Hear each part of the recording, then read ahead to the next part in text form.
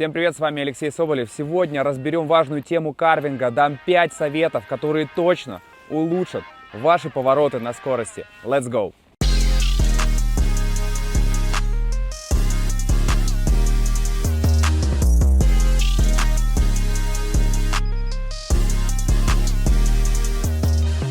Давайте начнем с ошибок, которые чаще всего вы совершаете, когда учитесь карвить. Ну, первое, вы вообще не берете скорость, да, вот поехали, и сразу же пытаетесь заклон сделать. Падайте, потому что скорости нет, центробежные силы маленькие, слабые, вы не упираетесь в доску. Нужна скорость для карвинга, да?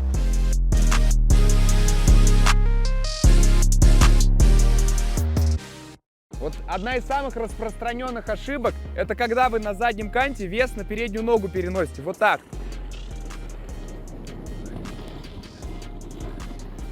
Вот так вот. Несмотря на это, у меня сейчас получился карвинговый поворот. Но любая кочка, уклон посильнее, и все, меня уже сбивает с ног, и я валяюсь.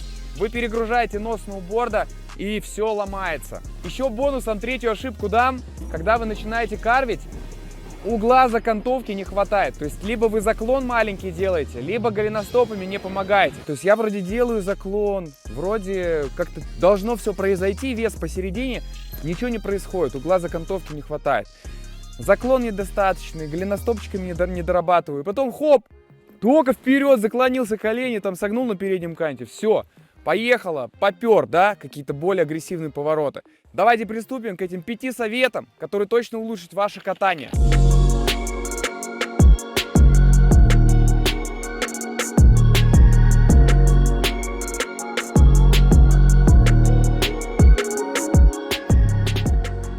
Итак, первый совет. Я надеюсь, для вас всех очевидна база карвинга. Это первый шаг, с которого надо начать. Это повороты карвинговые с заклоном. Вес посередине. Все просто можно замереть и начать делать заклон в одну, в другую сторону.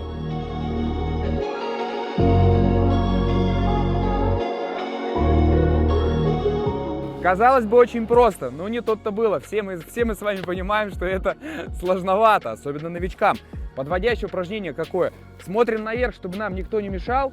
И в траверсе нам нужно просто проехаться, чтобы остался след. Оп! Оба! Видите этот след? Это хороший знак. Значит, вы сделали небольшой заклон и уперлись в кантик. Давай на переднем канте то же самое. Смотрим наверх.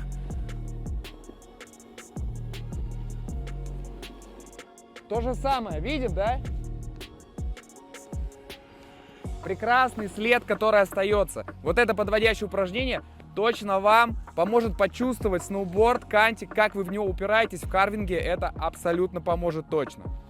Также в этот совет закинем работу голеностопами. У нас с вами сноуборд мягкий, ботинки мягкие, то есть они не пластиковые, не жесткие. Мы можем голеностопчиками, вот смотрите, вот я голеностопами сейчас меняю угол закантовки. Оп, оп, только голеностопы работают.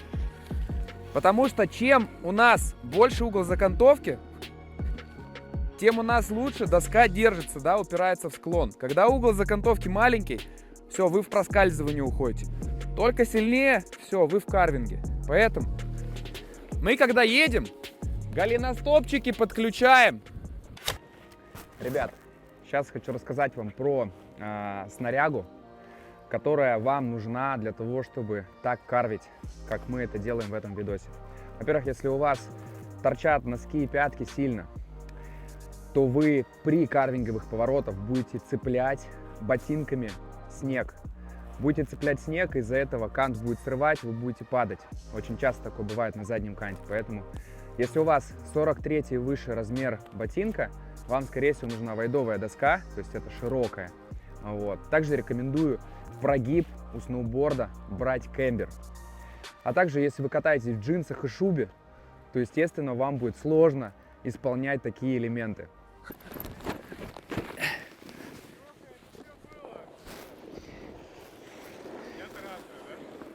База на связи. Рацию нашли на трассе. Прием.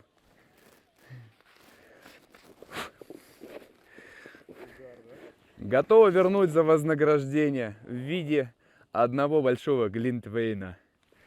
Второй совет, который я вам дам, это выбор склона. Для первых шагов в карвинге, пожалуй, это 50% успеха. Да?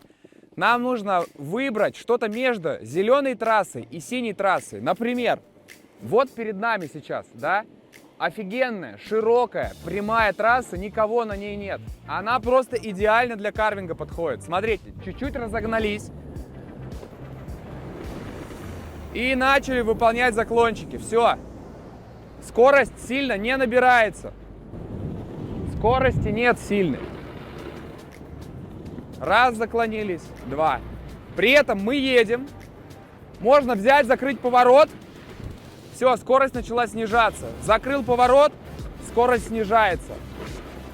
Давайте сразу же разберем склоны, которые не подходят. Вот у нас, смотрите, перегиб. Казалось бы, вот пару градусов здесь больше. Но вот этот склон, если вы новичок, он вам уже не подойдет. Объясняю почему. Вас начнет сразу же неистово ускорять. Казалось бы, это какой-то синяя трасса, да? Но посмотрите, что в карвинге здесь происходит.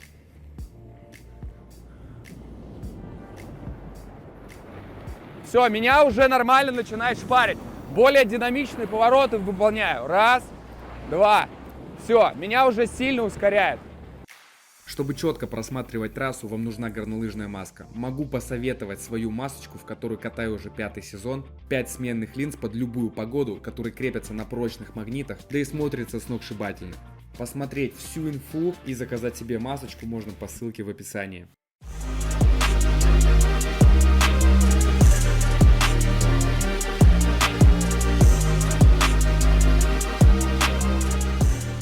Вот такие склоны просто запрещены к карвингу, особенно новичкам, даже среднячкам. Я ехал на переднем канте, казалось бы, да, железобетонно держаться должен кант. Лед меня скидывал, а угол наклона просто, заставлял очень сильно работать. Ногами делать какую-то ангуляцию, то есть это пока рано вам. Вам нужен склон по типу вот такого внизу. Смотрите, вот же он. Вон он. Вот он, прекрасный склон, конкретно для вас, для тех, кто хочет делать первые шаги. Третий совет – это настройка креплений, выбор снаряги. Конечно, если у вас крепление, да, ботинок, точнее, торчит носок сильно с переднего канта, с заднего канта свисает, то при малейшем заклоне вы цепляете снег и падаете. Вот. Бывают, конечно, доски сильно узкие, вы с этим ничего не сделаете, нужно брать либо более вайдовую доску под ваш размер ноги, либо просто широкую, длиннее размером. И что делать, если вы, не хотите менять, да, доску сейчас? Лайфхак делюсь своим. Я крепление двигаю ближе к переднему канту. Зачем я это делаю? Чтобы на пятке было больше пространства, потому что когда ты на заднем канте едешь и цепляешь снег, то тебя любая кочка, любой вот этот зацеп подбивает. Но когда ты едешь на переднем канте и цепляешь снежок, то в принципе доска нормально все разрубает снег, и ты можешь делать повороты совершенно нормально. Вот, поэтому я передвигаю чуть ближе к переднему канту свои крепы, и это мне очень-очень хорошо и сильно помогает. Я думаю, что если у вас есть такая проблема, возможно, это ее решение. Ну и третий момент. Поставьте более направленную стойку, плюс 21, минус 6, чтобы проще держать, например, стойку в поворотах, меньше допускать каких-то ошибок. Это тоже вам может помочь. Ребятушки, а если у вас нет своего сноуборда, вы хотите его купить или обновить снарягу, используйте мой промокод ВКант на большую скидку. Промокодик в описании к этому видео ловите.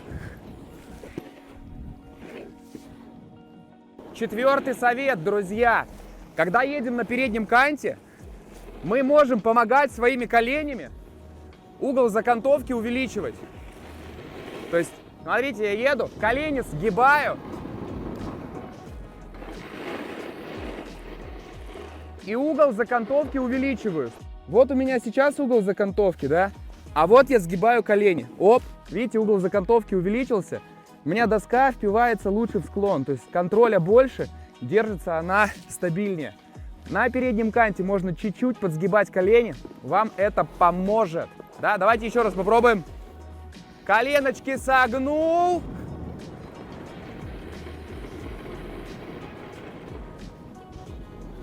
Коленочки согнул.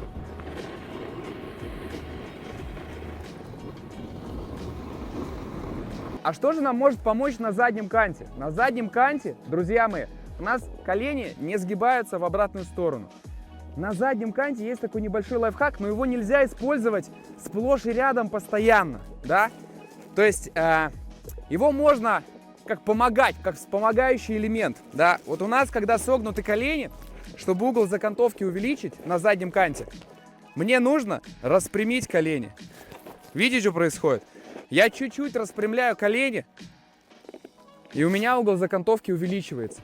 То есть на заднем канте мы себе можем в процессе ведения поворота помогать коленочками, да, чуть-чуть распрямляя их, и тем самым мы вот в конце поворота будем увеличивать угол закантовки. Потому что именно в конце у нас теряется скорость, мы не можем равновесие поймать. Хоп, чуть подвыпрямили ножки, и все. И вы уже едете дальше, делаете следующий поворот. Смотрите, вот я еду, отжимаю коленочками. Еду на заднем канте, оп, колени выпрямил, угол закантовки увеличил. Видите, следы какие остаются. Раз, проехал дальше. Друзья, если вы берете снарягу в прокат, заглядывайте в Гидски. У них есть прокаты на всех крупных горнолыжках, а по моему промокоду Соболев23 можно получить хорошую скидку. Пятый совет, один из самых главных, друзья. Вот давайте я вам начерчу даже. Вот смотрите, вот мы с вами делаем повороты карвинговые. Раз, два, три. Вам необходимо смотреть не вниз. Вниз мы не смотрим. Вам необходимо смотреть именно туда, куда вы едете, в бок. То есть едете в бок, туда смотрите. Потом едете в другой бок, смотрите туда, не вниз. Почему? Потому что когда мы смотрим вниз, смотрите, что происходит. Видите, меня тащит вниз, когда я вниз смотрю. Также повернулся, тащит вниз меня. Нам нужно смотреть в бок. Вот сюда я смотрю. Вот сюда я смотрю.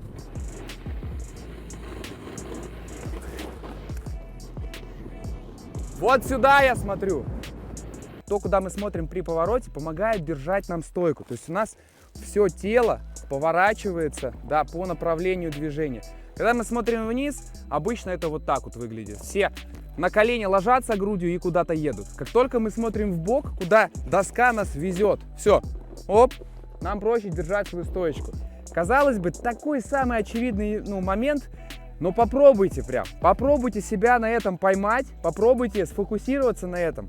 Главное, смотрите всегда наверх, чтобы много людей не ехало на склоне, чтобы вы ни с кем не врезались, не столкнулись. То есть посматривайте тоже вокруг себя. Желательно это тренировать либо в конце дня, либо в начале сезона, когда меньше всего людей. Если вы хотите еще больше прокачать свой скилл в сноуборде, у меня есть дополнительные бесплатные уроки для новичков и более продвинутых райдеров. Их можете забрать по ссылке в описании. Ну и на этом все, друзья. Я надеюсь, вам понравился этот выпуск. Очень надеюсь. Пишите свои комментарии, обратную связь. Также подписывайтесь на мой телеграм-канал, эксклюзивный контент, проезды в оффрайде, лайв, там все про это вообще. Много такого контента, которого нет нигде. На что еще сделать обучалку, да? Что вам интересно? Также пишите в комменты, поддерживайте канал лайкусиками, дизлайкусиками, всем чем хотите, делайте репосты. Ну и всем хорошего сезона, всех обнял.